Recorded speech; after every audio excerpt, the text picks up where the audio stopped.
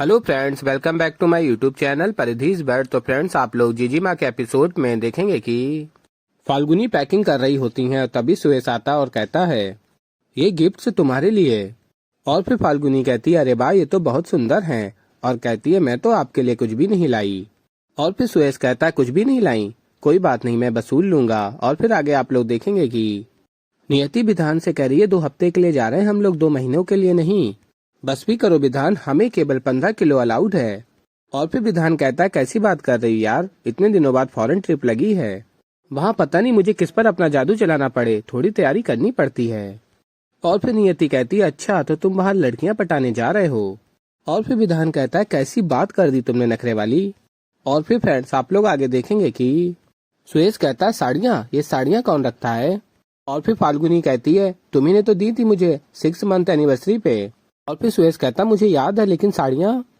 और फिर कहता मैंने तुम्हें 2-2 ड्रेस दी हैं ताकि तुम्हें हिंट्स मिले कि वहाँ पे कौन सी ड्रेस पहननी है और ये साड़ियाँ कौन रखता है। और फिर आगे आप लोग देखेंगे कि विधान नियति से कहता है तुम मुझे कह रही थी कि मैं सामान ज्यादा लेकर जाता हूँ।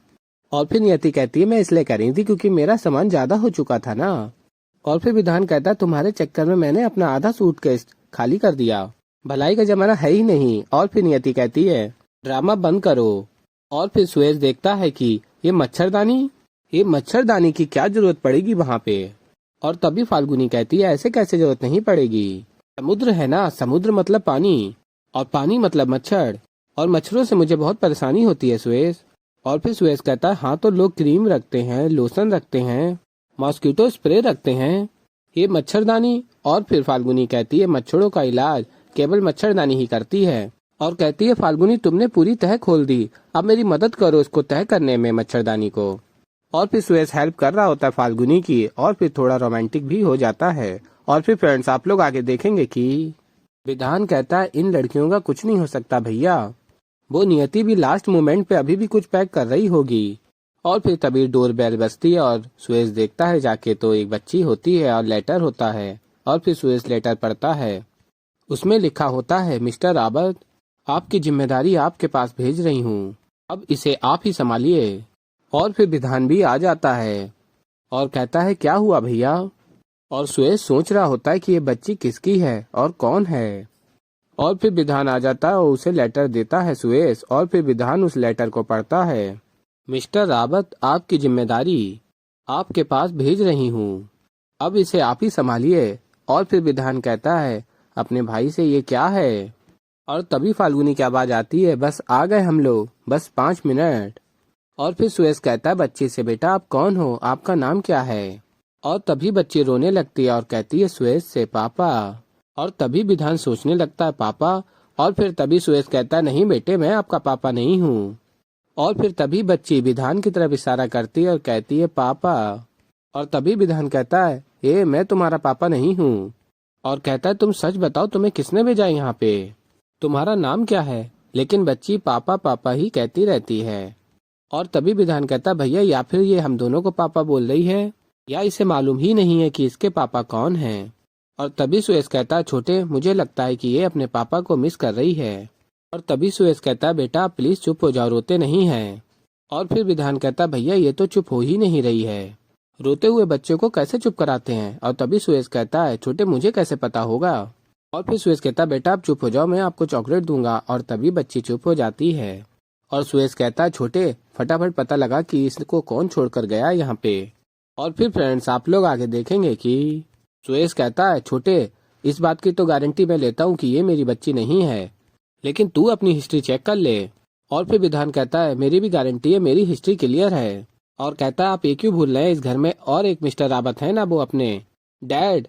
और फिर तभी सुरेश कहता है पागल हो गया है क्या, कुछ भी बोल रहा है। और फिर फ्रेंड्स, आप लोग आगे देखेंगे कि विधान कहता है सुरेश से इंसान है वो, पैर फिसल गया होगा, बह गए होंगे। और तभी सुरेश कहता है चुप कर। और फिर विधान कहता है मुझे चुप करा के क्या होगा, डैड जवान दिखते हैं, कोई लड़की गले पड़ गई होगी, नहीं हटा पाए होंगे। और फिर आगे आप लोग देखेंगे कि विधान कहता है डैड से पूछो। और तभी फाल्गुनी आ जाती है, कहाँ हो तुम लोग, हम लोग तैयार हैं। और तभी सुरेश कहता है विधान से विधान तू इसे लेकर जा। और फिर तभी आप लोग देखेंगे कि विधान खिड़की से अपने रूम में आ जाता है। और तभी बच्ची कहती है हम यहाँ क्यों आए हैं, और फिर विधान कहता है हम यहाँ छिपन छिपाई का गेम खेलने आए हैं, और 10 चॉकलेट का प्रॉमिस कर देता है और बच्ची को छिपने को बोल देता है। और फिर सुरेश भी विधान के रूम में आ जाता है और विधान से कहता है सुरेश अब क्या करना है, और फिर विधान कहता है करना क्या है, डैड से बात कीजिए ना आप। और फिर सुरेश कहता नहीं मुझे बड़ा अजीब सा लग रहा है डैड से बात करने में। और फिर विधान कहता है भैया आपके अजीब गजीब में ना हम गरीब हो जाएंगे। और फिर विधान कहता है मैं बात करता हूँ, और फिर डैड को कॉल मिलाता है और कहता है डैड कहाँ हैं आप। और फिर डैड कहते हैं एनजीओ जा रहा हूँ फोन पे, और कहते वहां से डायरेक्ट एयरपोर्ट जाऊंगा तुम लोगों को सी ऑफ करने के लिए। और फिर तभी विधान कहता है एयरपोर्ट नहीं आप घर आइए। और फिर सुरेश फोन ले लेता है, कहता है डैड प्लीज आप घर आइए मैं आपको बताता हूँ फिर। और फिर फ्रेंड्स आप लोग आगे देखेंगे कि 10 चॉकलेटें और देने के लिए बोलते और बच्ची को छिपने के लिए बोलते हैं। और फिर तभी नियति और फाल्गुनी विधान के रूम में आ जाती और कहती हैं छुपन छुपाई खेल रहे हैं क्या, एयरपोर्ट के लिए नहीं निकलना। और फिर नियति कहती है विधान कहाँ है। और फिर सुरेश बताता है बाथरूम। और फिर विधान बाथरूम में अपने फोन से आवाजें निकालता है उल्टियों की, उल्टियां आ रही हैं विधान को ऐसा लगे। और सुरेश कहता है बीमार हो गया मेरा भाई। और फिर तभी नियति कहती है विधान क्या हुआ तुम्हें, तुम्हें उल्टी हो रही है। और फिर आगे आप लोग देखेंगे कि विधान बाथरूम से बाहर आ जाता है। और फिर नियति विधान से कहती है ऐसे अचानक तबीयत कैसे खराब हो गई। और फिर विधान कहता है पता नहीं। और फिर नियति उल्टी रोकने वाली दवा लेकर आने के लिए कहती है और उसी कबर्ड को खोल रही होती है जिसमें बच्ची छिपी होती है। और तभी सुरेश और विधान मना करते हैं और फिर कहते हैं सुरेश मुझे 2 दिन पहले जरूरत थी तो मैंने ले ली थी, मेरे रूम में होगी। और तभी फाल्गुनी कहती है आपको जरूरत हुई और आपने मुझे बताया ही नहीं। और फिर सुरेश कहता है मैंने कहा कि मैं तुम्हें बताऊंगा तो तुम घबरा जाओगी इसलिए मैंने तुम्हें बताया नहीं। और फिर फ्रेंड्स आप लोग आगे देखेंगे कि उत्तरा देवी फाल्गुनी और नियति विधान के रूम में जाते हैं लेकिन विधान वहाँ होता ही नहीं है। और तभी नियति कहती है बाथरूम में होगा। और फिर नियति कहती है यहाँ भी नहीं है। और फिर जा रहे होते हैं और तभी फाल्गुनी उस कबर्ड को खोल के देखती हैं लेकिन उसमें कुछ नहीं होता, बच्ची दूसरी जगह छिप जाती है। और फिर आगे आप लोग देखेंगे कि उत्तरा देवी फाल्गुनी और नियति सुरेश से पूछती है विधान कहाँ है। और फिर सुरेश कहता है मतलब आप लोग रूम में गए थे और विधान वहाँ नहीं था और उसके साथ भी और कोई नहीं था।